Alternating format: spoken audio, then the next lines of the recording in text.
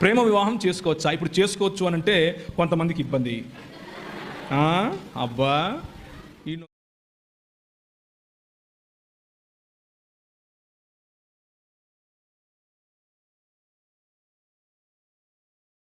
వివాహం చేసుకోవచ్చా? ఇప్పుడు చేసుకోవచ్చు అని అంటే కొంతమందికి ఇబ్బంది. అబ్బా ఈ చేసుకోకూడదంటే ఇంకొందరికి ఇబ్బంది. అన్నం అట్లా చెప్పి వెళ్ళిపోయాడు అంటారు. ఏం చేయాలి ఇప్పుడు? నేను ఏం చేస్తానంటే నేనేం చేశానో చెప్తాను, అయిపోయిందిలా. ఏమంటారు? నేనేం చేశానో చెప్తే అయిపోతుందిలా. నేను 2000 సంవత్సరం నుండి 2011 సంవత్సరం వరకు మధ్యప్రదేశ్లో ఇందోర్ అనే పట్టణంలో మిషనరీగా ఉన్నాను. మిషనరీగా ఉండి పరిచర్య చేశాను. పరిచర్య చేసే సమయంలో నేను మా పాస్టర్ గారితో కలిసి పనిచేశాను. మా పాస్టర్ గారు చాలా భక్తిపరుడు, చాలా దేవుని రాజ్యం కోసం చాలా కష్టపడతాడు. నేను ఆయనతో కలిసి పనిచేస్తూ ఉంటే వాళ్ళ అమ్మాయి నన్ను పెళ్లి చేసుకో అని నన్ను అడిగింది. నేను మా పాస్టర్ గారికి చెప్పాను.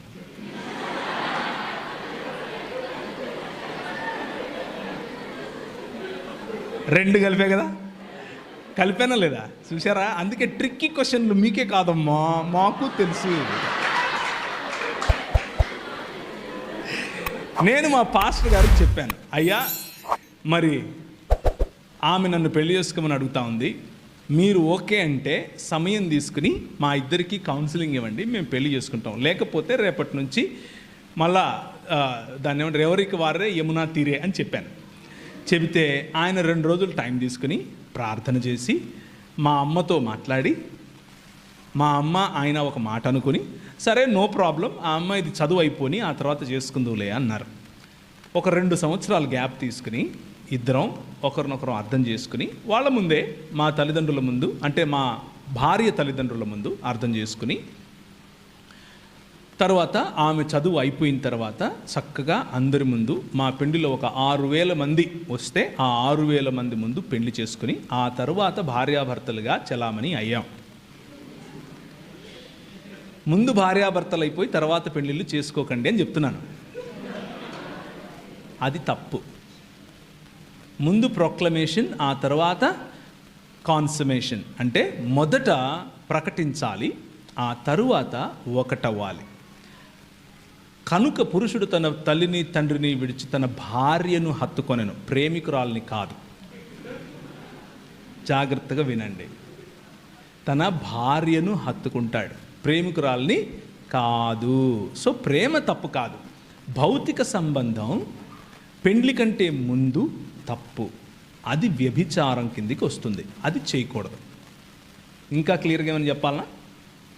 I hope I made it very clear. So ప్రేమ తప్పు కాదు, ప్రేమించటం తప్పు కాదు, కానీ సాంస్కృతికంగా మీకున్నటువంటి అడ్డుగోడలను ఎదిరించి నా ఇష్టం నువ్వెవరు అనేటటువంటి చేయకండి. మీ పెద్దల దగ్గరికి తీసుకెళ్ళండి, పెద్దలతో సంప్రదింపులు చేయండి, పెద్దల యొక్క ఆశీర్వాదం తీసుకోండి. కొంతమంది ఒప్పుకోరు, కొంతమంది ఒప్పుకోనప్పుడు దానికి ఉన్న కారణాలు తెలుసుకోండి. మీకంటే ఎక్కువగా మీకోసం మిమ్మల్ని ప్రేమించే వాళ్ళు ఆలోచిస్తారు కాబట్టి వాళ్ళ పర్స్పెక్టివ్ని కూడా అర్థం చేసుకోండి. అర్థం చేసుకున్నప్పుడు మీరు ఒప్పుకోగలిగితే పర్వాలేదు. ప్రేమ గుడ్డిది అంటారు కదా, అలాంటి మోజులో కనుక ఉంటే మరి అది కొంచెం ఇబ్బందే, అది మీకే ఇబ్బంది, లాంగ్ రన్లో మీకు ఇబ్బంది అవుతుంది. సో జాగ్రత్తగా ఆచితూచి. ప్రేమ అన్నది భావన కాదు. చాలా జాగ్రత్తగా వినండి ఈ పాయింట్. ప్రేమ, love is not just an emotion, love is a decision. ప్రేమ అన్నది ఒక నిర్ణయం, జీవితాంతము ఉండేటటువంటి నిర్ణయం, ఎటువంటి పరిస్థితుల్లో కూడా పోకుండా ఉండేటటువంటి నిర్ణయం. ఆ నిర్ణయం తీసుకోవటానికి మీరు త్వరపడాలి, అంతేకాని భావోద్వేగాలకు లోనయ్యి ఏది చేయకూడదు. అలా చేయటం వల్ల మీకు, మీ కుటుంబానికి, మీ సంఘానికి కూడా తలవంపులు, అది మంచిది కాదు.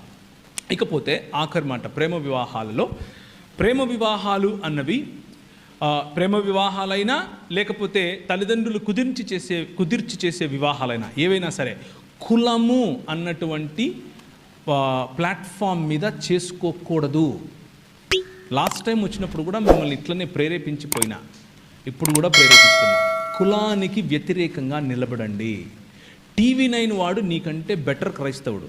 ఒకవేళ మీరు కులాన్ని పాటిస్తూ ఉంటే వాడేమంటాడంటే కులము అడిగేవాడు అడ్డగాడిదా అని వేస్తాడు. టీవీలో వేస్తాడా ఈడ?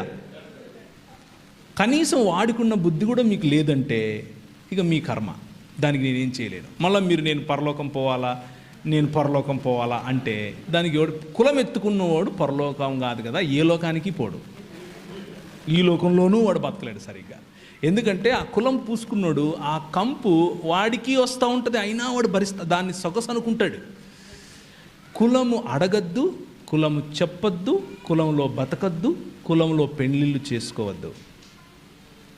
కులము అన్నది కొట్టేసి మిగిలిన అన్ని ప్రాతిపదికలు చూడండి. పెండ్లి అన్నది కేవలము ఒక స్త్రీకి ఒక పురుషునికి మధ్య మాత్రమే జరగాలి. అర్థమైందా? యాడమ్ అండ్ స్టీవ్ కాదు, యాడమ్ అండ్ ఈవ్. అర్థమవుతుందా? ఈ మధ్య మా కర్మ చెప్పాల్సి వస్తూ ఉంది. ఎందుకంటే మన సుప్రీంకోర్టు వాళ్ళు చెప్పారు అలాగేం లేదండి, పురుషులు పెండ్లిళ్ళు చేసుకోవచ్చండి, మీరు చేసుకోండి. క్రైస్తవ సంఘము దాన్ని పెండ్లిగా చూడదు, దాన్ని సహించదు.